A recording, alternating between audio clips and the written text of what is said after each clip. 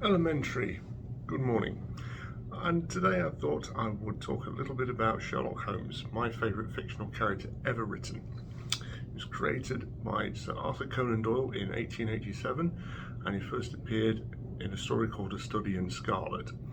Holmes appeared in 56 short stories and 4 novels, and I'm going to run through a few of my favourite stories and a few of my favourite actors to have played the part.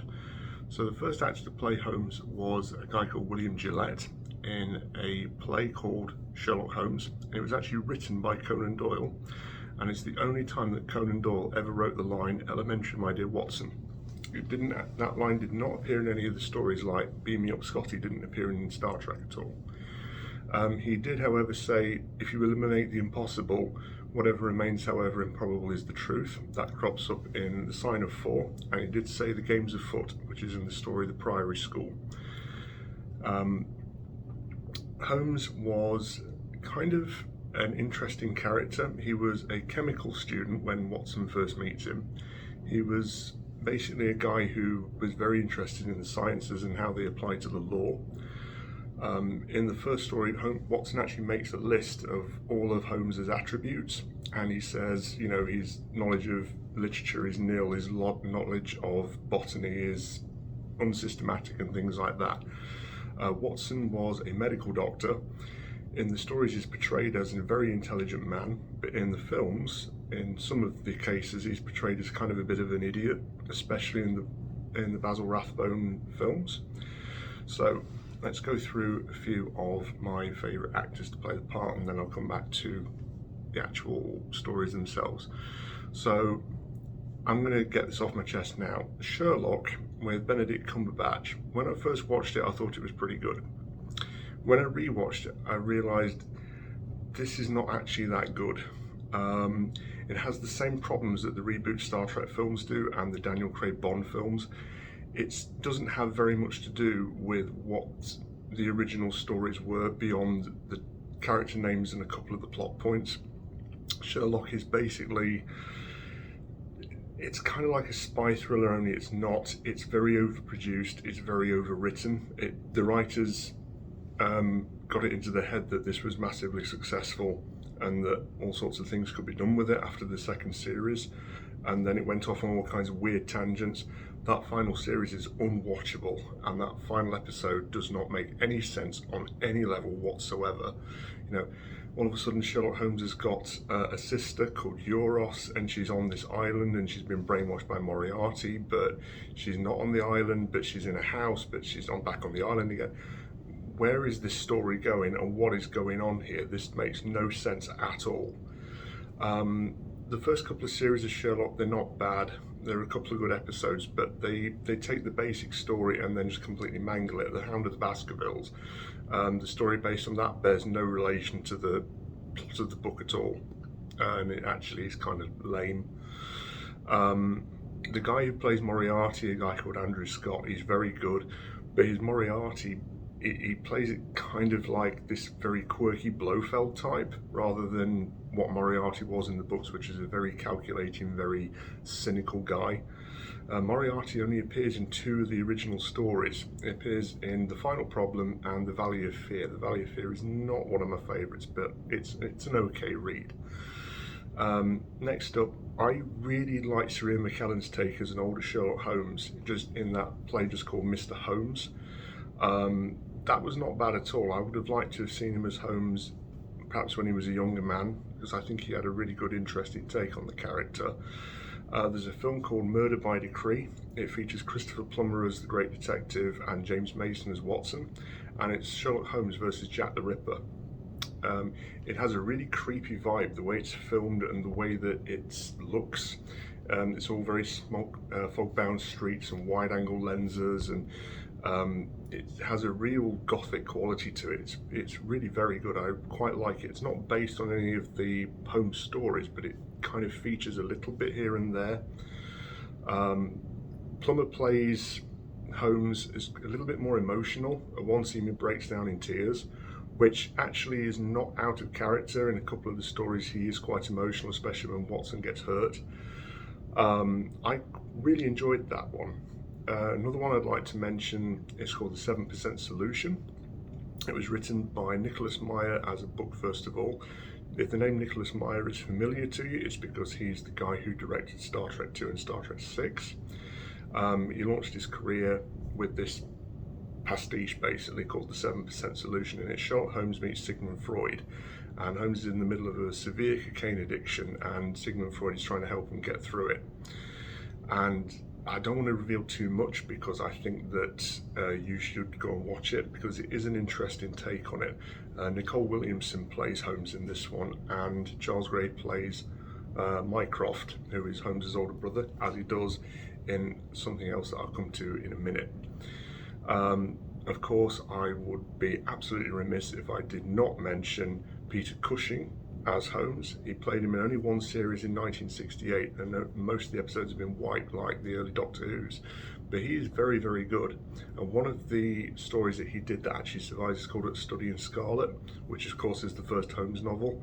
It's the only really faithful adaptation of that story, which is a real shame. I would recommend that you check it out. And so we get to my two favourites. The first is Basil Rathbone as Holmes. Where Nigel Bruce's Watson got that Watson from, I don't know. He is word perfect to the books, but he plays Watson as just a complete bumbling old fool. You know, Holmes, what are you talking about? And things like that. And Basil Rathbone is absolutely pin sharp as Holmes. The first couple of films are The Hound of the Baskervilles and The Adventures of Sherlock Holmes. And then after that, they get updated, kind of in a similar way to Sherlock with Benedict Cumberbatch, but it's contemporary to the 1940s Second World War. The first couple of those films are really good. The first is called The Voice of Terror, and it's basically a take on His Last Bow, which of course is a spy story. And then the second one is called The Secret Weapon. The films are quite cleverly written because they're basically a mashup of two or three of the stories combined. The Secret Weapon, I think it's my favourite because it's the first one I ever saw, and also I think it's the cleverest one of the ones that came later. It's the Dancing Men and the Six Napoleons and the Greek Interpreter combined, basically. And it's good stuff. It's really enjoyable to watch. I mean, yes, it's 80 years old now, but I think that you would still get some enjoyment out of it. But my absolute favourite version of Holmes is the Granada TV show. It's the one that I grew up with. It's the one with Jeremy Brett as Holmes and David Burke and then Edward Hardwicke as Watson. He is absolutely word perfect to the stories. He plays Holmes exactly as he's written, in the same way that Timothy Dalton plays James Bond exactly as he's written. I personally think Timothy Dalton would have been a really good Sherlock Holmes as well, but you know, maybe that will happen at some point. But anyway, Jeremy Brett made 41 episodes, so 41 of the stories of the 60 were made. Some of the later ones are reflective of the later Conan Doyle stories. They're not as sharp as the earlier ones, but they're still very, very well made. The earlier stories are better, and Jeremy Brett was very, very ill by the end of the filming. He had all sorts of problems. I'm not going to go into that because that would be disrespectful to the man. But yeah, his earlier episodes and his earlier series are really, really worth your time. You've got things like The Six Napoleons, The Dancing Men, The Copper Beechers, The Empty House, The Final Problem, The Red-Headed League, Scandal in Bohemia, and so on. I completely recommend Jeremy Brett's take on Holmes. And there are a couple of really good channels, of which I'll put some links in down below so you can check that out. As regards the Holmes stories, my absolute favourite is The Empty House. That's the one where he comes back from the dead. At the end of the memoirs of Sherlock Holmes, Conan Doyle was really fed up of having to write Holmes because he didn't want to write him anymore, but he kept being asked, you need to write more Holmes stories. So eventually he killed him off. He and Moriarty went over the edge of the Reichenbach Fall in Switzerland, and he thought, that's it. The public outcry was absolutely immense, and it took about 6 or 7 years for him to write another Holmes story, but eventually he did bring him back. The ones that I would recommend as a reader or to watch are The Dancing Men. That's the one with the little stick figures, which are a code, and Holmes has to work out the code and what it means to this couple who live in this mansion, and who it is that is sending the Dancing Men messages to them. Another one is The Six Napoleons.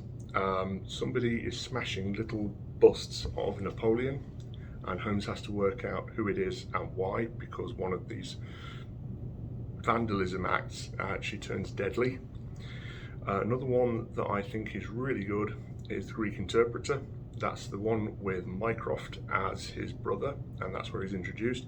Charles Gray plays Mycroft in the series, the guy who played Blofeld in Diamonds Are Forever, and he's really good as Mycroft. Another one, of course, would be The Final Problem. Eric Porter plays Moriarty in the story, in the TV adaptation, and he plays Moriarty absolutely word perfectly. Eric Porter, of course, was in the Callan film and a couple of other films that I have really enjoyed. The Empty House, of course.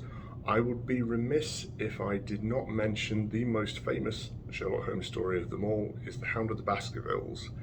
The Granada version is not that good. It deviates from the story quite a lot.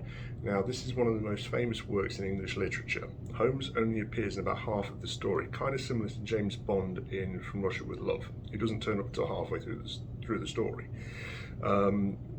Basically, the Baskerville family is under a threat of a curse, and there is this large, vicious dog which is patrolling Dartmoor. And Holmes sends Watson to go and investigate while Holmes is basically hiding on the moor trying to find out what's going on. The Hound, of course, it gets a little bit overplayed. This dog is very, very vicious and so forth. And at the end of the day, Holmes just shoots the dog. It doesn't really turn out to be that vicious. It is a little bit overrated, I think. I personally think The Sign of Four is a far better story. Although there is this whole thing about Conan Doyle having the talking villain at the end, and The Sign of Four kind of goes into that territory. John Thor actually played the villain in the Granada episode.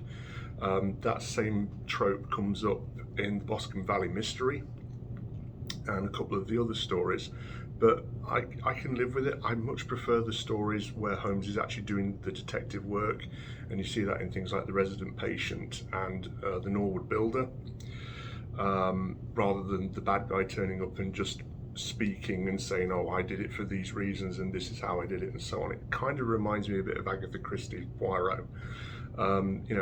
If you read any of the Agatha Christie books, Poirot, Miss Marple, or whoever sits all the villains down in a circle and says, it was you, person who's sitting over my left shoulder. And it's like, this is really not good, and you see this cropping up time and time again.